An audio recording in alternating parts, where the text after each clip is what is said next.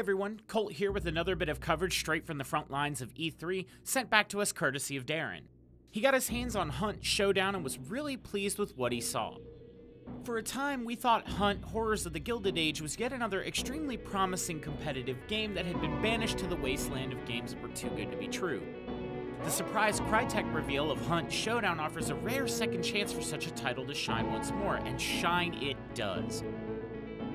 Even in this unpolished tech demo state, Hunt Showdown was easily one of the most promising, original, and downright fun-looking titles of the E3 experience. But what is it? Let's break it down. Hunt Showdown isn't your baby's first arena shooter.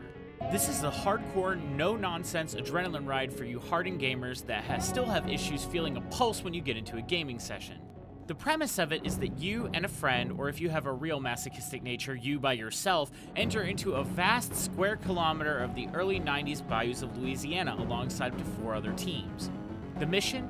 Use clues and your sixth sense Batman vision to hunt down a wild critter, seal its evil like a Japanese shrine maiden, and then haul your hard-earned loot to the extraction point in one piece. The real mission?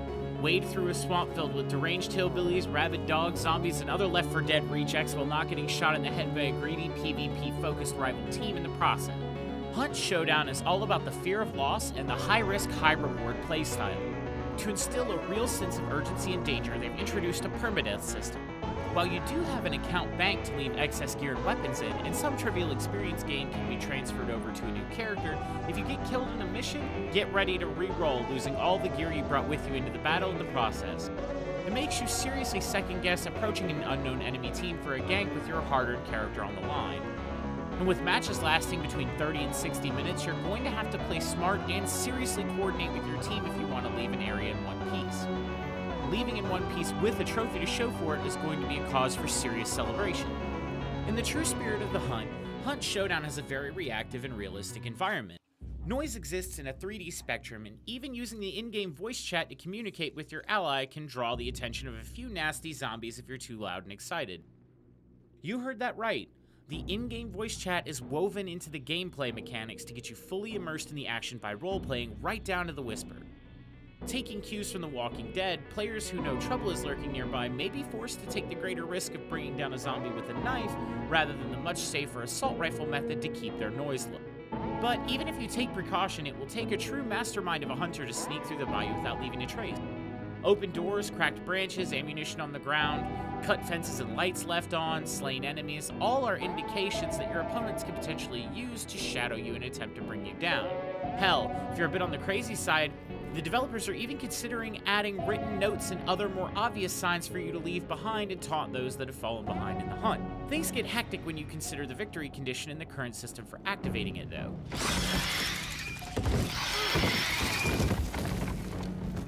A map can have 1 to 3 beasts to hunt.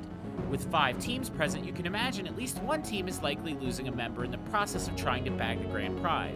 After collecting clues about your target's location, which in the case of the demo involved creating a psychic link to the monstrous spider in question to see their hiding spot through the monster's eyes as the final clue, players will have to eventually have a showdown with these beasts.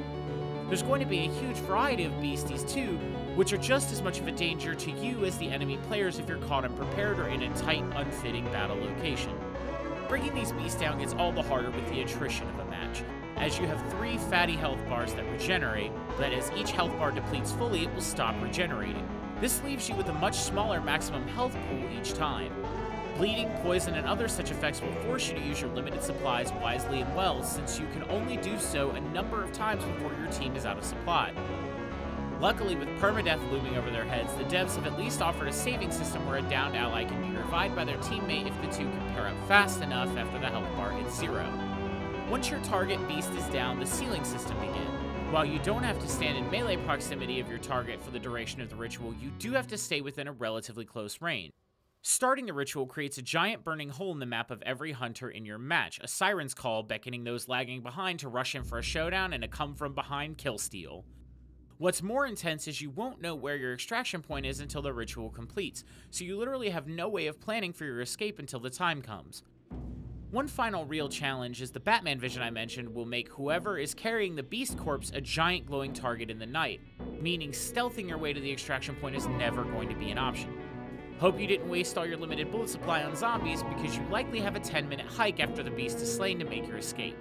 Customization is planned to be a very big focus, with a variety of male and soon female hunters being added to the test demo. Though there's no class system, there is an open perk tree that you will continue to unlock as you survive multiple hunts in the process.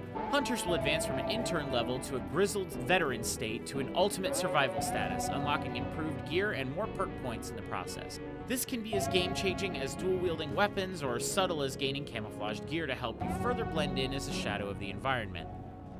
There's still a lot of work in progress and testing to be done, so Hunt Showdown has no confirmed public beta test date or launch date announced, but the dream is clearly still alive and strong at Crytek.